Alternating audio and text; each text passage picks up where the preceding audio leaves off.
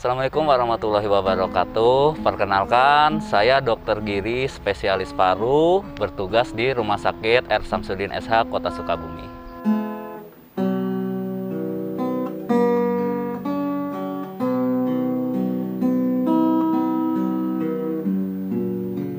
Saya mungkin akan bercerita lebih ke arah suka duka ya. Dari awal rumah sakit kita diberikan amanah untuk menjadi rumah sakit rujukan. Pertama,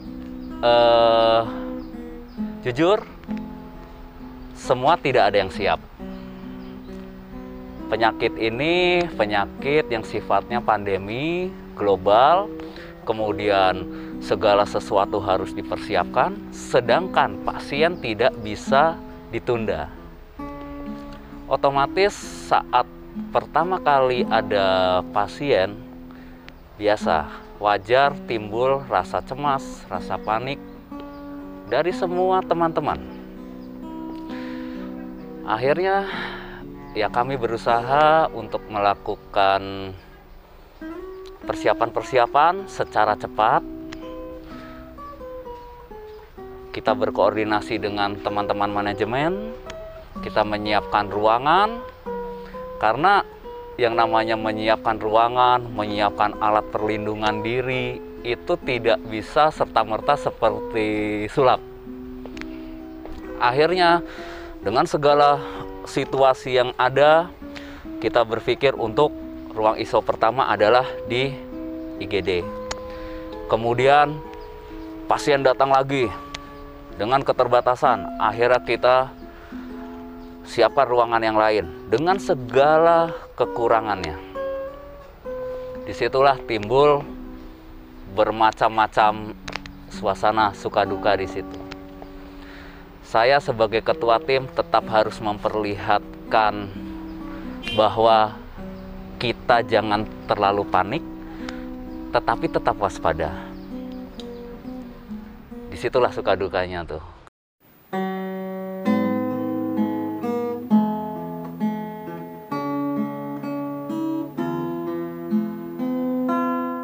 Kebetulan gini, kalau untuk dari dokter penanggung jawabnya dulu ya, dokter penanggung jawab dari dokter paru, dokter spesialis penyakit dalam, kemudian dokter spesialis anak. Kemudian yang tidak kalah hebat adalah semua kita semangatnya bergotong royong, mulai dari perawat-perawat IGD yang hebat, bidan, laboratorium, security, cleaning service, semua punya jasa masing-masing. Seperti itu Mas, jadi semuanya bekerja sama.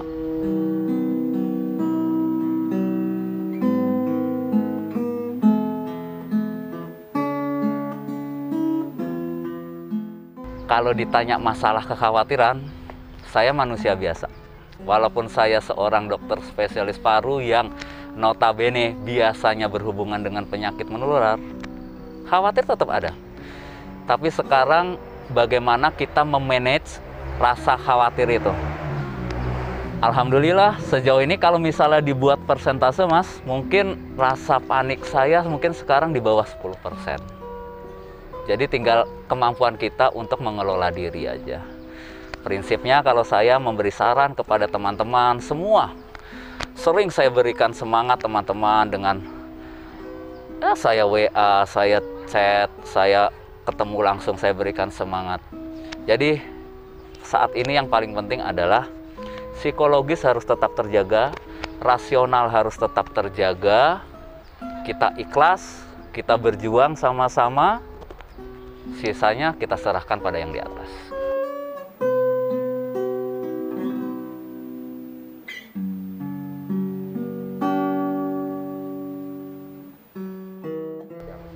Jadi begini, Bapak Ibu, memang saat ini yang paling ditakutkan timbulnya stigma. Padahal sebenarnya seperti ini. Penyakit ini bukan penyakit yang hanya mengenai golongan tertentu. Penyakit ini bisa menyerang siapapun. Mau si A, mau si B, jabatannya apa, semua bisa kena. Nah, kenapa bisa timbul stigma? Karena saya perhatikan kok ya, kalau saya perhatikan lebih ke arah sekarang ini medsos itu kan banyak informasi yang sifatnya bias kemana-mana, sumbernya tidak jelas. Di situ timbul kepanikan. Asal muasalnya sih kalau saya lihat semuanya timbul dari rasa panik. Wajar, manusiawi. Cuma kalau saya bisa memberikan saran kepada khalayak ramai, kepada masyarakat bahwa penyakit ini tidak perlu diberikan stigma. Penyakit ini bisa menyerang siapapun, dan secara teori saya pernah membaca bahwa tingkat kesembuhannya tinggi, bisa di atas 80%. Penyakit ini self-limiting disease, artinya self-limiting disease itu penyakit yang bisa tubuh membatasi sendiri. Jadi tidak perlu ada stigma negatif. Terkait dengan itu, saat ini pedoman dari Kemenkes membagi itu terbagi menjadi 3 grup terhadap seseorang yang terkait COVID-19. Pertama PDP, ODP, dan OTG. Apa itu PDP?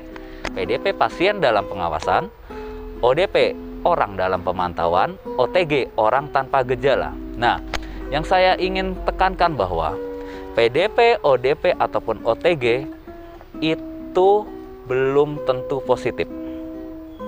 Saya ulangi sekali lagi bahwa itu belum tentu positif. Jadi kenapa kita harus takut? Waspada iya, tapi takut yang berlebihan juga jangan. Prinsipnya itu PDP, ODP, OTG itu belum tentu positif. Banyak sekali yang hasilnya negatif. Tapi memang kita harus tetap waspada. Di sini semangatnya di era pandemi ini, semangat kita harus bergotong royong. Saya berharap tidak ada penolakan-penolakan lagi, tidak ada penolakan terhadap siapapun, termasuk terhadap petugas yang sudah berjibaku terhadap pasien-pasien seperti ini. Kalau boleh saya cerita, saya pernah dapat berita bahwa saya harus melakukan rapid test. Karena saya bertugas langsung menghadapi pasien-pasien yang PDP, ODP, bahkan yang sudah konfirmasi positif. Dapat WA, dokter harus rapid test. Nah, saat itu kalau saya sebenarnya sih menghadapinya alhamdulillah santai. Tapi saya otomatis harus memberitahu keluarga. Ketika saya memberitahu ke keluarga, saya pamit. Saya beritahu kemungkinannya, positif atau negatif. Kalau saat positif, saya harus isolasi mandiri. Dan saat itu ya udah, ya manusiawi semua. Keluarga ya biasa, ya bersedih, nangis, seperti itu. Dan alhamdulillah sejauh ini hasilnya negatif. Seperti itu.